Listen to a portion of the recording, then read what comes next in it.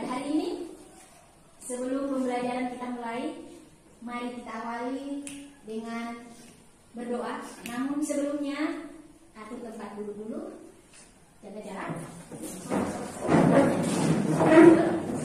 Ayo, perhatikan tempat duduk.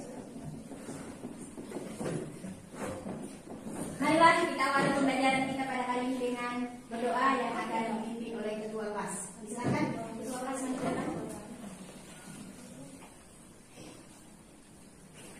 Selamat. Tasliman. Assalamualaikum warahmatullahi wabarakatuh. Jurusan. Teman-teman sebelum kita belajar, mari kita berdoa mulai.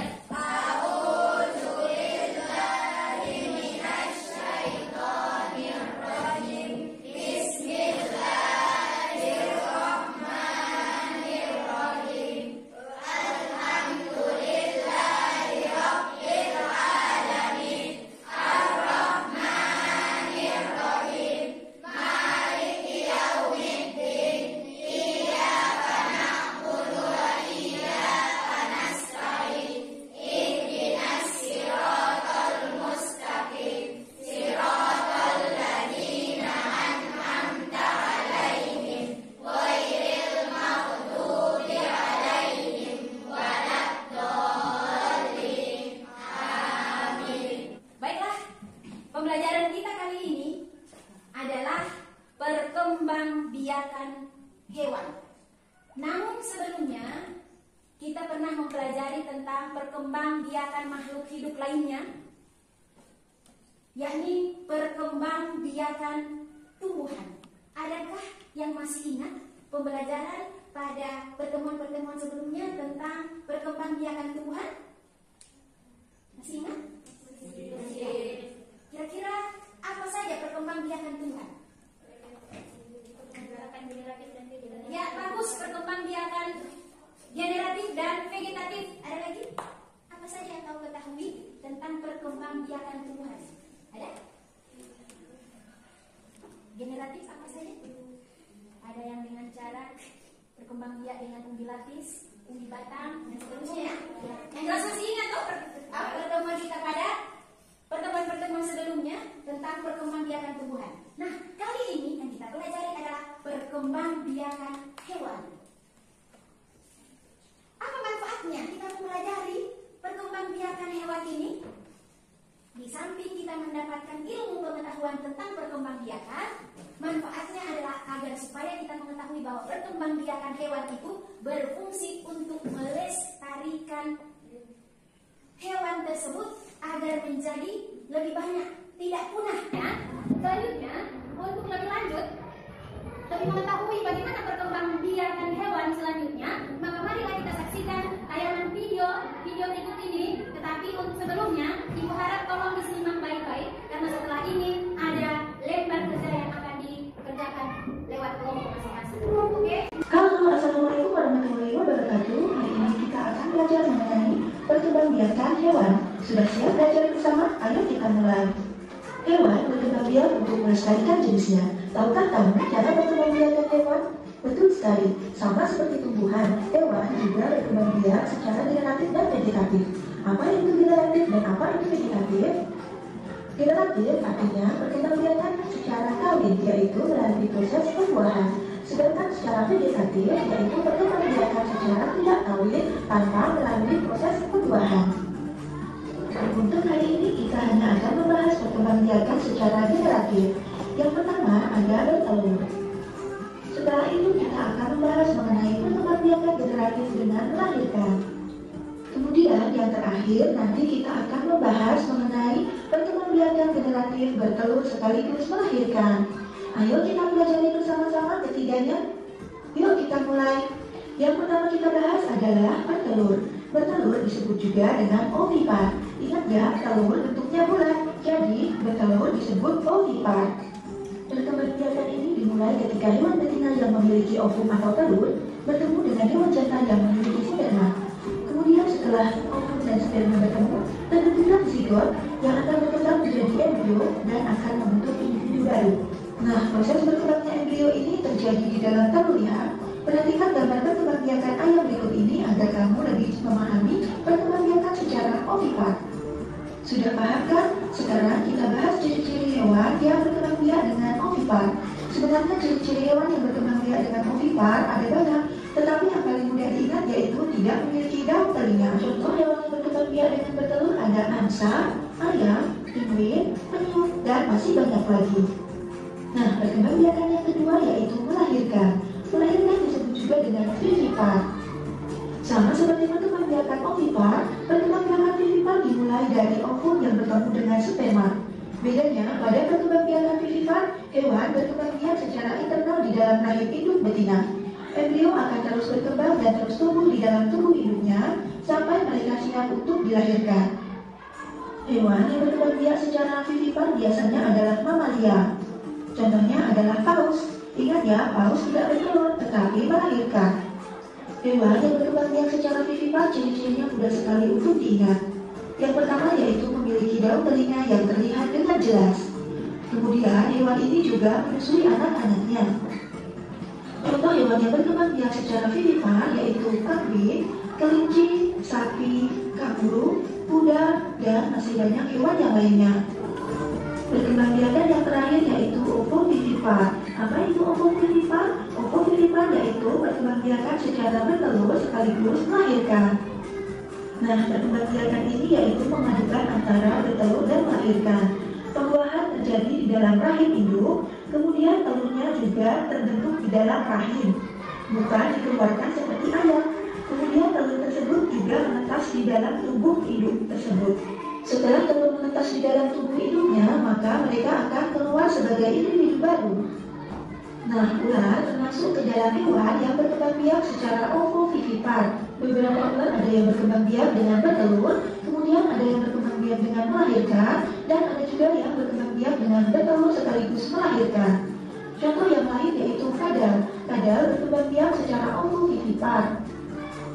Lalu contoh selanjutnya yaitu ikan hiu. Ikan hiu berkembang biak dengan bertelur sekaligus melahirkan atau disebut juga dengan ovovivipar. Contoh yang terakhir yaitu platypus. Platypus sebenarnya berkembang biak dengan bertelur, akan tetapi dia termasuk mamalia dan menyusui anaknya. Maka platypus dikategorikan sebagai binatang yang berkembang biak secara ovovivipar. Itulah 3 cara perkembangbiakan hewan. Kalian sudah menyaksikan tayangan video tadi? Kira-kira apa yang kalian bisa ketahui dari video yang ditayangkan tadi? Ada? Tapi ya, adanya perkembangbiakan hewan secara ovipar. Ada yang lain? Apa yang kalian saksikan dalam video tadi? Tentang? Ya, tentang perkembangbiakan vivipar. Ada lagi? Ya, silakan. Ya, perkembangbiakan ovipar, vivipar, dan vivipar. Ada lagi? Ada lagi tentang apa?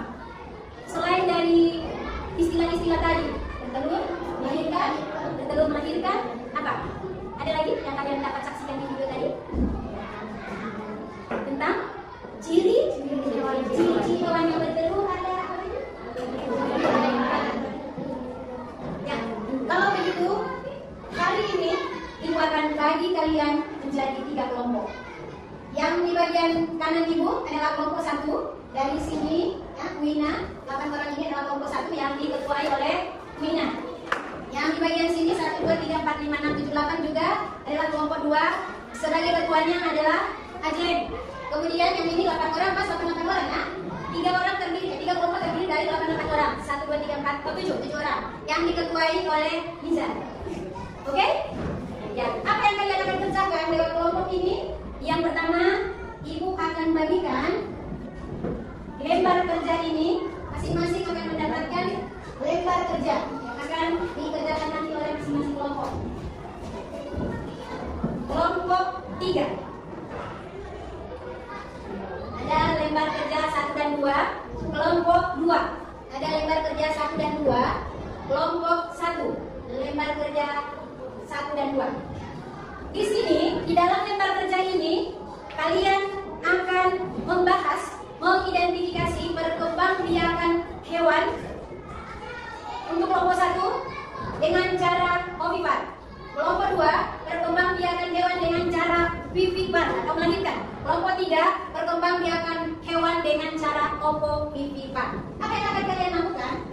Yaitu yang pertama, di sini Ibu sediakan kartu bergambar yang di dalamnya ini, kartu ini Ibu acak, di dalamnya bergambar tentang hewan-hewan yang berkembang biak dengan bertelur vivipar, kemudian yang berkembang biak dengan melahirkan vivipar, dan perkembangbiakan hewan dengan cara ovovivipar oleh kelompok 3. Di sini semua ada, tinggal kalian pilih. Silakan maju perwakilan dari tiap-tiap kelompok untuk mengambil gambar di atas meja, memilih gambar mana yang sesuai dengan kelompoknya masing-masing. Ayo, silakan Ibu taruh di atas meja sini, di tengah ya, di sini ya.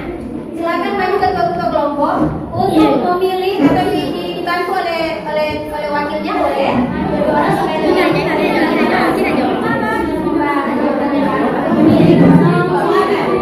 Silakan dipilih mana yang sesuai dengan pembahasan kelompok masing-masing. Mana hewan yang berkembang biak dengan bertelur dan mana hewan yang berkembang biak dengan melahirkan, mana hewan yang berkembang biak dengan bertelur dan melahirkan. Ayo pilih. Kalau sudah dapat gambarnya, silakan kembali ke gambar masing-masing. Ayo, kalau ada kesulitan ketua kelompok boleh dibantu oleh anggota-anggota kelompoknya. Oke? Sudah? Sudah ada? Bertelur dan melahirkan. Kita tahu termasuk di mana dia. Oke. Sudah diambil masing-masing. Gambar masing-masing sudah didapat. Kita cuma dapat sedikit. Ada? Ini kan masih ada yang tersisa. Tidak ada yang memilih, dan jelas gambarnya ya. Ya, setelah kalian memilih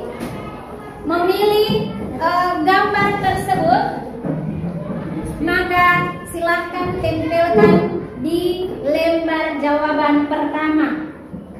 Di lembar jawaban pertama ditempelkan hasil. Silakan satu orang cari di kantor. Satu lagi sudah boleh, ya. Silakan ditempel di lembar kerja pertama di sini. Ada lembar kerja pertama, ditempel saja. Ada lemnya? Nah, ini ada bawa lem. Sudah cukup, boleh bawa minyak tulis satu. Ya, ada lemnya. Silakan ditempel di lembar kerja. Pakai lem. Bawahnya pakai lem bagus. Ditempel dengan rapi di lembar kerja yang telah disediakan. Ya, selanjutnya mari kita dengarkan, simak dengan baik bacaan atau teks laporan yang Ibu bacakan kali ini. Ini teks laporannya dengan judul Ayam. Dengarkan baik-baik, terdiri dari 2 paragraf. Kalian simak, kemudian kalian akan menentukan ide pokok dari bacaan dari teks laporan yang Ibu bacakan kali ini. Di Indonesia, sebagian besar ayam dipelihara dan diternakkan. Masyarakat memanfaatkan daging dan telurnya. Daging dan telur ayam sangat bermanfaat bagi kesehatan tubuh. Itu paragraf 1. Ayam jantan dan betina memiliki perbedaan. Ayam jantan lebih besar dari ayam betina. Ia memiliki jalur panjang dan berjengkel lebih besar. Bulu ekor ayam jantan panjang dan menjuntai. Ayam betina berukuran lebih kecil dan tidak memiliki jalur, tetapi memiliki selesai. Alhamdulillah sudah selesai, berarti sudah boleh dipresentasikan di depan kelas. Oke, siapa yang lebih dulu mempresentasikan hasil diskusinya pada hari ini? Oke, persilakan kelompok 2. Diketuai oleh Ajeng, silakan datang ke depan untuk mempresentasikan hasil diskusinya pada hari ini. Assalamualaikum warahmatullahi wabarakatuh. Baiklah, saya akan membacakan hasil diskusi kelompok saya. Nama-nama hewan vivipar: 1 jerapah, 2 orangutan, 3 kucing, 4 kelinci, 5 sapi, dan 6 panda. Ciri-cirinya: 1 memiliki daun telinga, 2 menyusui anaknya, 3 seluruh badannya ditutupi oleh bulu. Diagram ide pokok. Paragraf 1. Manusia memanfaatkan ayam dengan cara diambil dagingnya ayam jantan lebih besar dibandingkan ayam betina. Ayam jantan memiliki bulu ekor yang panjang, sedangkan ayam betina memiliki bulu ekor yang pendek. Ya, bagus.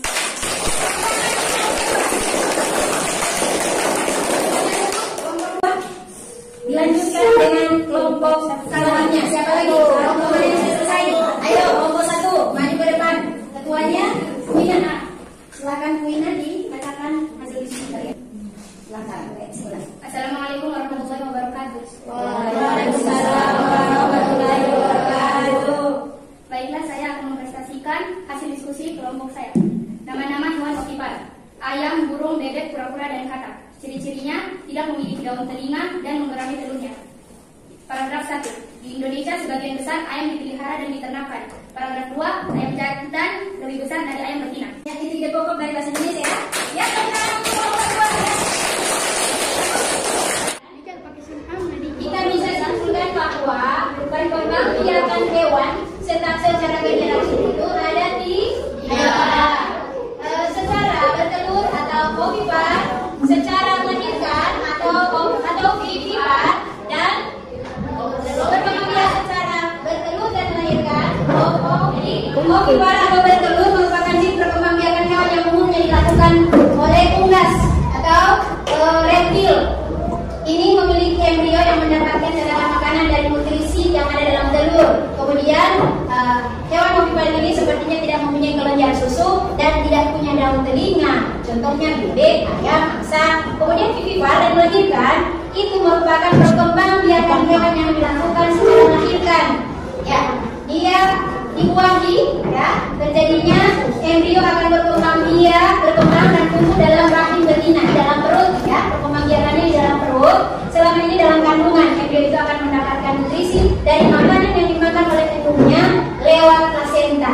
Ya, ciri-ciri dari hewan vivipar ini, dia mempunyai kelenjar susu, daun telinga, tubuhnya dilindungi oleh bulu, dan lain sebagainya. Contohnya anjing, kucing, sapi, singa, dan lain-lain. Kalau ovipar, dia berkembang biak, dia kombinasi dari kedua cara. Dia bisa bertelur, dia bisa melahirkan.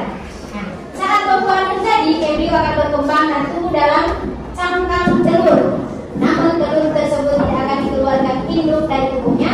Setelah menetas, calon anak akan dilahirkan melalui tubuh induknya. Dia menetas di dalam tubuhnya. Itu perbedaannya. Itu telurnya menetas di dalam tubuhnya. Ada cangkangnya, walaupun ada di dalam telur. Kalau yang melahirkan kan tidak. Ya, tidak punya cangkang di dalam rahimnya. Calon anak akan dilahirkan melalui tubuh induknya. Dengan hewan yang cara perkembangbiakannya secara ovipar memang tidak terlalu banyak, tetapi ada beberapa contoh ya. Ada beberapa contoh seperti apa tadi? Ada ular, ikan kuda laut, ikan hiu, hiu, kadang, dan sebagainya. Ya, itu tadi hasil presentasi kalian. Jadi hari ini kita sudah selesai melaksanakan pembelajaran tentang perkembangbiakan hewan. Nah, jadi siapa yang masih bertanya? Ada yang belum jelas dengan perkembangbiakan hewan ini? Ya? Ada yang belum dipahami? Ya. Bagaimana pembelajaran hari ini? Menyenangkan? Alhamdulillah. Dan kalian bisa memahami kan pembelajaran hari ini dengan baik? Bisa. Dengan harapan sebelum ibu tutup dengan membaca doa, maka pembelajaran hari ini bisa harapkan bisa diingat seterusnya.